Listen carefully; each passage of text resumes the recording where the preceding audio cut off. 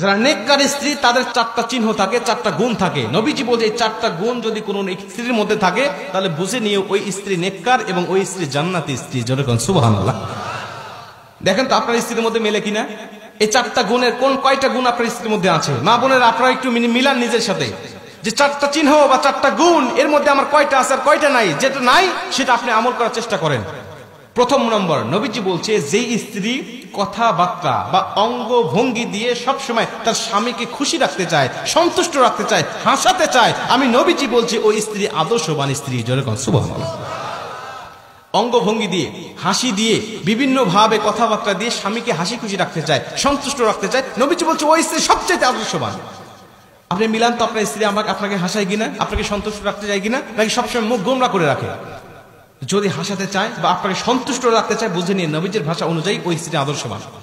2 নম্বরে নবীজি বলছে তুমি যখন বাহির থেকে আসবে তখন তোমার স্ত্রী সংসারের কাজগুলোকে সামান্য সময়ের জন্য স্থগিত করে তোমাকে সময় দেয় কিনা।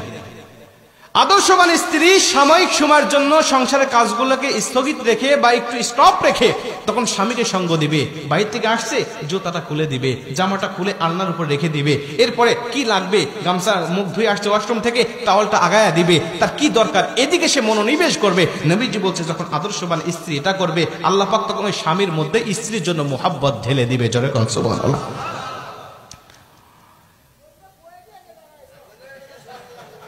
চাচা কি কয় একটা কি যে মুসিবতে আছে না আপনার, আমি তো বুঝতে পারতেছি। তো এইটা হলো 2 নম্বরে, তার মধ্যে 2টার মধ্যে 2টাই নাই, এটাই তো। আচ্ছা 2টা ফেল। গাজীপুরের মায়েরা আপনাদের দুর্নাম হয়ে যাচ্ছে কিন্তু। এরপরে 3 নম্বরে নবীজি বলছে যখন স্বামী মানসিক ভাবে অশান্তির মধ্যে থাকবে, ব্যবসা বাণিজ্যে লস খাইছে বা কোনো দুর্ঘটনা ঘটছে, কোন একটা মানসিক ডিপ্রেশনের মধ্যে স্বামী আছে, তখন নেককার স্ত্রী যারা তারা স্বামীর ভুল না ধরে স্বামীকে মানসিক ভাবে তাকে বিভিন্ন সাপোর্ট দিতে থাকে, প্রশান্তি দেয় বা সাপোর্ট দিতে থাকে যে আচ্ছা তুমি যেটা করছো সমস্যা নাই, তুমি ব্যবসায় লস খাইছে তো সমস্যা নাই, আল্লাহ আবারও আমাদেরকে আরো ভালো কিছু দিবে। আর যারা বদকার স্ত্রী তারা বলে আমি কইছিলাম তোমাকে এটা না করার জন্য, আমি কইছিলাম এই ব্যবসাটা না করার জন্য, আমি কইছিলাম ওই জায়গায় না যাওয়ার জন্য, তুমি আমার কথা শোনো না, এখন কেমন লাগে দেখো। এটা হলো বদকার স্ত্রীর কথা। নেককার স্ত্রীর কথা আচ্ছা তুমি যেটা করেছো এটা তো আল্লাহর তরফ থেকে হয়েছে, আল্লাহ তো বলেছেন ওয়ালা সাউফা ইউতিকা রাব্বুকা ফাতারদা, অচিরেই তোমার রব এমন কিছু দিবে যা দেখে তুমি সন্তুষ্ট হয়ে যাবে, অতএব মন খারাপ করো না, আল্লাহ এর থেকে আমাদের জন্য ভালো কিছু রেখে দিয়েছে। যেরকম সুবহানাল্লাহ।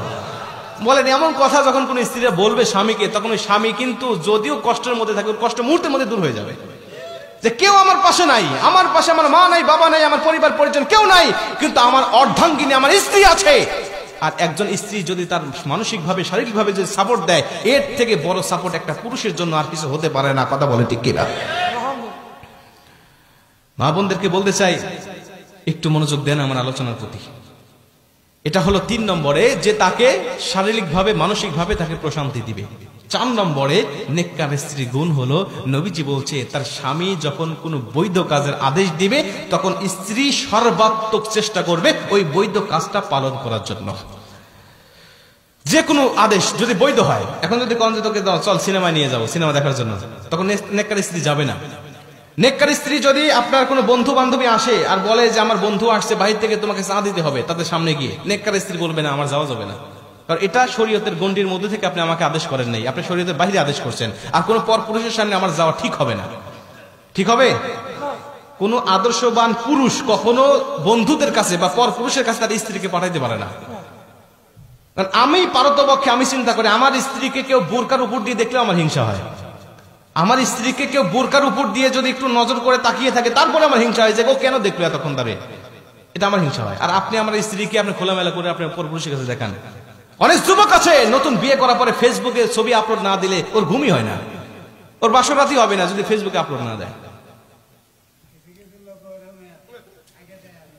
হ্যাঁ আগে